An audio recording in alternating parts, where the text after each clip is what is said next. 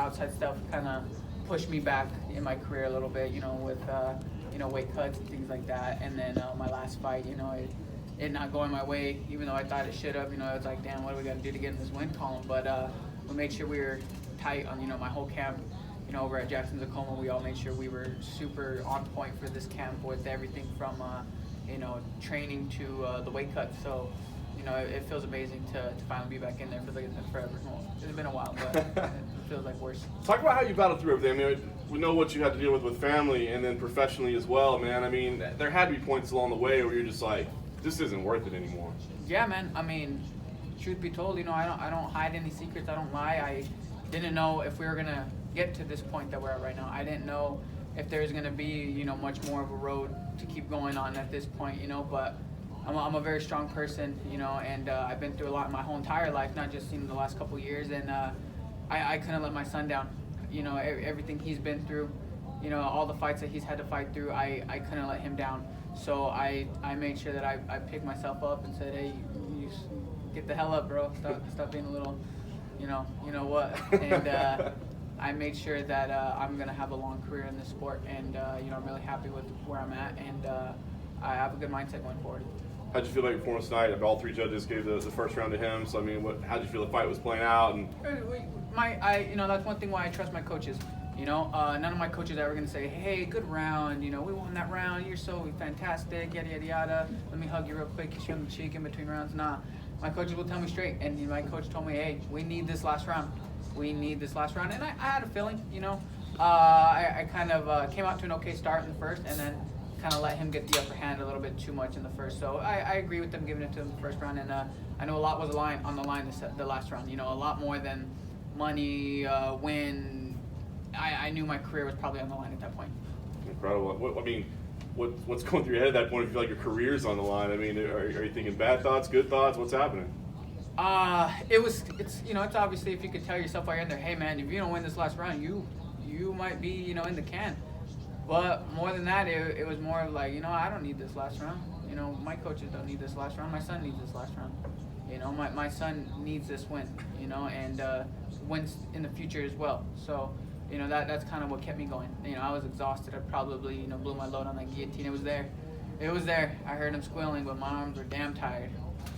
Last thing for me, I mean, I know you're going to want to enjoy this moment for sure, but now that you are back in the win column, where do you go from here? I mean, what's the plan moving forward? Are you trying to get busy quickly, make up for lost time? What's the idea? Oh yeah, man. I mean, this I've never been one to like a 3-month gap, man. Like my whole career has been boom, boom, boom, and then fights started to kind of like space out as I got in the UFC, come together, space out, and I want to keep it consistent, and that's going to be easier moving forward, just because I've really tightened up shit that I need to tighten up on the outside. I'm not shy to say that I can eat like a little fatty sometimes. So that's kind of what made my cuts to 25 hard. But I'm a grown man now. Turned 26 in 2 weeks, so I got that stuff on lock now. You said you've made some drastic life changes in order to be more focused in there. Did that make this camp harder for you, or did it almost energize you going into this fight?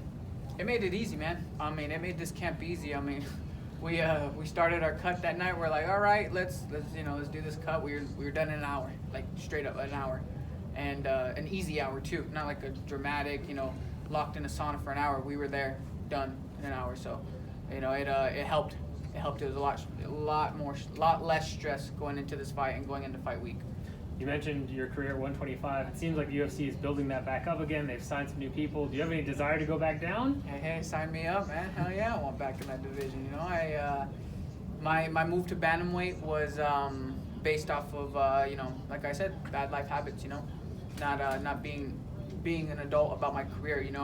I started to think of my career as an obligation rather than a privilege. And if we're gonna be truth be told. My now striking coach Nick Urso kind of put me in check, because he not only did he like get on my ass about, hey, let's make sure we get it done. He reminded me of all the people that probably deserve to be here as well that aren't, and the opportunity that I have, and I need to make the most of it. And last thing for me, you said in between your last fight and this one that if you ever missed weight again, or you pulled out of a fight for any other reason, rather than serious injury, that you would quit the sport of MMA. Does that statement still hold true? Yeah, that statement will hold true, man. I mean, unless I get hit by a car or something crazy. Don't say it. Nah, I'll be no. Don't say it, man. No. If we're honest, shit, even if that does happen, from now on moving forward, it better really mess me up to make me miss a fight. That's one thing I would pride in myself on is I never missed a fight. I never backed out of a fight, no matter what the circumstances. I've gone, I mean, hell, if we're sitting here, you know, talking honesty, I've gone into like lower level pro fights with, you know, criminal stuff going on. So, you know, like a lot of like random ass shit going on. So, and it never stopped me. So, you know, at this point forward, nothing's gonna stop me. So what was the emotions like throughout fight week? You know, you're going, like you're here at the hotel, you got your family, weight cut's going good. Was there any point in the week you were like, something could happen, you know, because considering all the things over the past year that kept you out of the cage? No, not really. I mean, make sure I'm aware of all objects around me when I'm jumping into a tub, or my buddies like to make jokes. They say, "Hey, don't get into any bus unless like Oprah's throwing a dolly through it or something." So, but no, I'm you know, that kind of shit don't play through my mind anymore. And what did it feel like when you finally stepped into the octagon? You're like, finally, I'm here again. Everything's been solid. Now all I got to do is take care of business. You know what I had to keep reminding myself is this guy I fought was a newcomer. The guy that I last fought was like my third opponent for that camp, and he was also a newcomer. So it almost brought me down like if I was a newcomer. But same thing I told myself last fight as I told myself this fight. It was my 10th UFC fight. It's my 5th year in the UFC. I'm the veteran in the sport, and I'm the big dog right now. And you know, it's reminding myself that hey, I've been here plenty of times before, many times before. So. Ain't nothing different this time. You know, I've been to the big show. I fought Demetrius Johnson, you know, in my opinion, the greatest in the world. So, you know, I've been in a lot more stressful spots in my career. One more.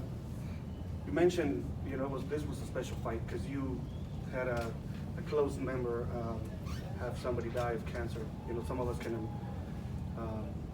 relate to that. How did that motivate for your fight tonight? You know, after my son was diagnosed with his condition, we just got really in touch with you know, how much kids are blessing, and not only that, we got in touch with a lot of people who, man, there's a lot of people going through stuff like this, and honestly, my son's been through a lot. My son has been through a lot, but we walk through those hospital doors and we walk through those NICUs, and there's kids going through a lot worse than what he's going through. So we keep in touch with everybody, and you know, we always try to have people's back in that community. And a good friend of ours, he's a local referee. His name's Joel Trejo. I can't really pronounce his last name, but his daughter's the cutest thing that ever lived. And man, she fought the hardest battle with terminal cancer. And man, like, she was supposed to pass so much sooner than what she did, but she fought till the very end. So, you know, to yesterday was her birthday, and you know, she's been gone for years. So it really motivates me to get that win for, you know, people in those spots. You know, it means a lot to them. Who would you like to fight next? If anybody, a name comes to your mind? No, I mean, I know the UFC is like, oh, pick your opponent. I don't care. I really don't. I'm not in that position to pick opponents right now.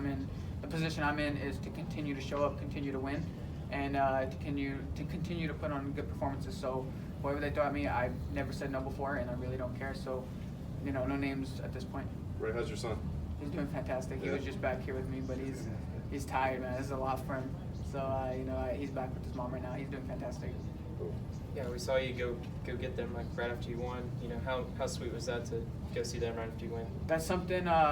Honestly, a friend of mine, Cowboy Cerrone, every fight he wins, he pulls his boy in there with him, and it touches me because you know his boy's cute. You know, his boy. You know, it's family. It's family, and every time I see him do that, I tell myself, I want that. You know, I want to be able to pull my son in there and experience what I'm experiencing, and so it was a very big moment for me. Cool. Thank you. Thanks, Ray.